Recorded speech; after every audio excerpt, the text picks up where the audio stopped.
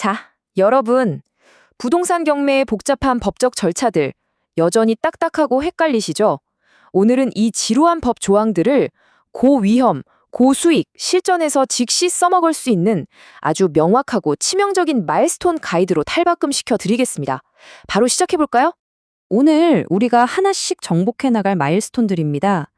경매 개시 결정부터 시작해서 입찰 전 체크리스트, 낙찰 후에 대금 납부, 소유권 이전 등기, 그리고 여러분의 멘탈을 흔들어 놓을 수 있는 돌발 변수, 즉시 항고까지 쭉 한번 훑어보겠습니다. 첫 번째 관문, 경매 개시 결정입니다. 이 단계가 바로 모든 룰이 세팅되는 강력한 촉매제죠. 세부적인 내용으로 들어가기 전에 일단 숲을 먼저 좀 볼까요? 첫 달 경매 신청부터 시작해서 입찰, 대금 납부를 거쳐 6개월 차 배당에 이르기까지 이 거대한 6단계 타임라인을 머릿속에 꽉 잡아두셔야 합니다. 그래야 내가 지금 어느 주례밭을 걷고 있는지 정확히 알 수 있거든요.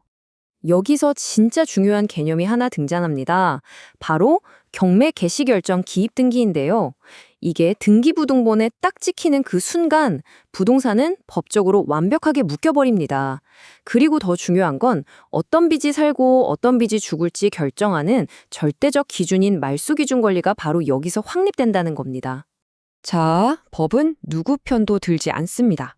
세입자는 정해진 기한 내에 무조건 배당 요구를 해야만 돈을 지킬 수 있고요. 채권자들은 방금 말씀드린 그 말소기준 권리를 들이대며 내 빚을 건질 수 있을지 치열하게 계산해야 합니다. 원래 주인요? 방형이 부동산을 팔아치우려는 그 어떤 시도도 할 수 없게 즉시 동결되죠. 두 번째 마일스톤, 입찰 전 체크리스트입니다. 법원에 가기 전 반드시 거쳐야 하는 필수 점검이죠. 솔직히 사건 번호나 물건 번호 틀리는 초보적인 실수는 안 하시겠죠? 하지만 진짜 치명적인 함정은 보이지 않는 곳에 숨어 있습니다. 등기부에 안 나오는 당해세나 근로자 임금 채권은 없는지, 선순위 임차인이 갑자기 배당 요구를 쏙 빼버리진 않았는지, 불법 건축물 때문에 엄청난 이행강제금이 쌓여 있는 건 아닌지 미친 듯이 파고 들어야 합니다. 이거 대충 넘겼다가는 진짜 돌이킬 수 없는 타격을 입게 됩니다. 세 번째, 낙찰 후 대금 납부 과정입니다. 드디어 낙찰받았다고 끝난 게 아니죠. 진정한 클라이맥스는 이제부터입니다. 법정에서 최고가 매수 신고인 영수증 받고 환호하셨나요? 그런데 타임라인을 잘 보세요. 낙찰 당일에 바로 잔금을 낼 수 있는 게 절대 아닙니다. 매각 허가 결정이 떨어지고 실제 대금을 낼 수 있을 때까지 무려 2주에서 3주라는 숨막히는 대기 시간이 존재하거든요. 자, 드디어 잔금 납부일이 왔습니다.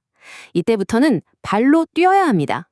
먼저 경매계로 가서 납부 명령서를 받고 법원 안에 있는 은행으로 전력 질주해서 잔금을 치른 다음 다시 그 영수증을 들고 경매계로 돌아와야만 비로소 모든 절차가 완성됩니다.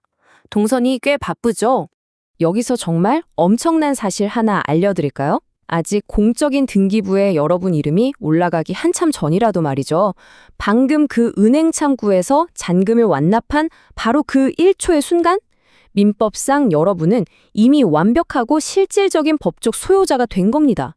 정말 짜릿하지 않나요? 네 번째 단계, 소유권 이전 등기입니다.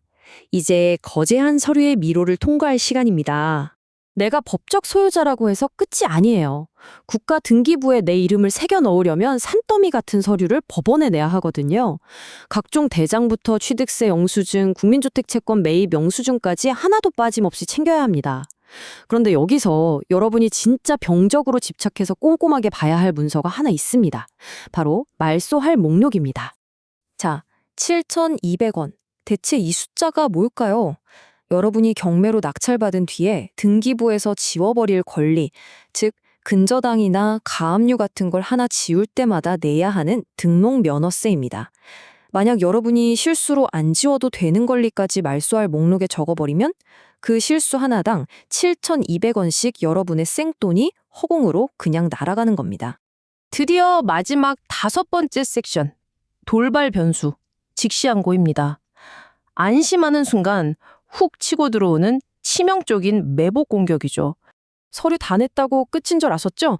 여기서 최악의 변수가 터질 수 있습니다. 일반적인 항고랑은 질적으로 달라요. 즉시 항고라는 건 경매 절차가 질질 끌리는 걸 막기 위해 피도 눈물도 없이 아주 빡빡한 시간 제한을 두는 특수한 법적 장치거든요. 만약 누군가가 경매를 엎어버리려고 이 즉시 항고를 던진다면 그들에게 주어진 시간은 매각허가 결정일로부터 딱 일주일 뿐입니다. 정말 면도날처럼 얇은 시간이죠. 하루라도 늦으면 아예 시도조차 불가능합니다. 그리고 아무나 찔러보는 걸 막기 위한 최후의 그리고 최강의 바리케이드, 바로 10% 룰입니다. 즉시 항고를 하려면 항고장 내는 그 순간에 매각 대금의 무려 10%를 현금이나 유가증권으로 법원에 당장 꽂아 넣어야 합니다. 이게 얼마나 무시무시한 도박이냐면요. 만약 빚진 사람이나 원래 주인이 시간이나 좀 끌어보려고 불순하게 항고했다가 법원에서 기각당하잖아요. 그 어마어마한 10% 공탁금 전액, 10원 한 장 못 돌려받고 영원히 채권자들 배당금 풀로 뺏기게 됩니다. 그야말로 목숨 걸고 해야 하는 거죠. 자, 오늘 해설을 마무리하면서 여러분께 도발적인 질문을 하나 던지고 싶네요. 법정에서 최고가 영수증 하나 받았다고 정말 완벽한 주인이 된 걸까요? 아니면 흠잡을 데 없는 서류의 산을 넘고 즉시 항고라는 아찔한 매복 공격까지 싹 다 클리어한 뒤에야 진짜 주인이 되는 걸까요? 오늘 파헤쳐본 이 치열한 마일스톤들을 무기 삼아서 여러분의 실전에서 흔들림 없는 승리를 거머쥐시길 바랍니다. 그럼 다음 해설에서 뵙겠습니다.